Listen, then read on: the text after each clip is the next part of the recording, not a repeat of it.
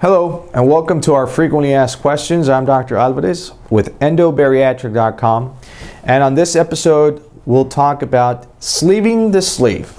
That's right, we're going to be talking about resleeving, and this is a question we get more and more often, especially on patients with larger sleeves, larger bougies that were used in their original sleeve surgery.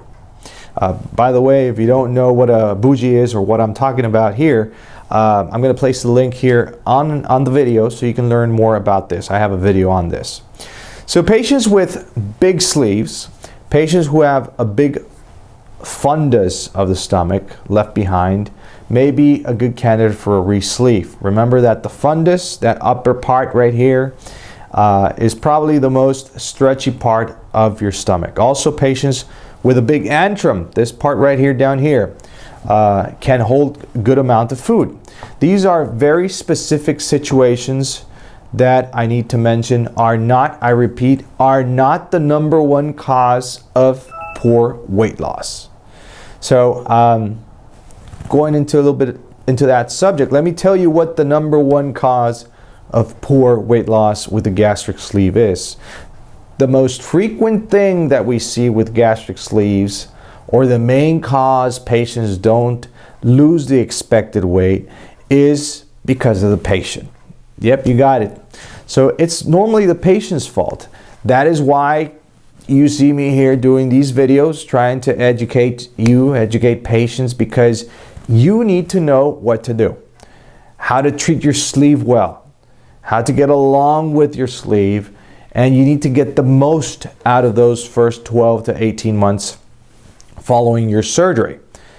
Because after that time, it normally plateaus, it stalls, so you need to work with it. So please remember that poor eating habits, a big amount of carb intake are frequent causes of poor weight loss.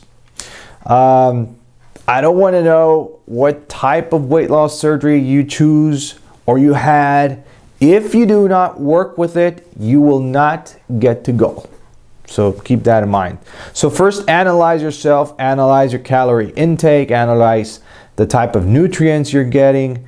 Nowadays, you can track or log your food intake with really good food phone applications like MyFitnessPal that may be a good ally for you. So back to the topic, not everybody is a good candidate for resleeving a sleeve. There are specific situations that we just mentioned may make you a good candidate.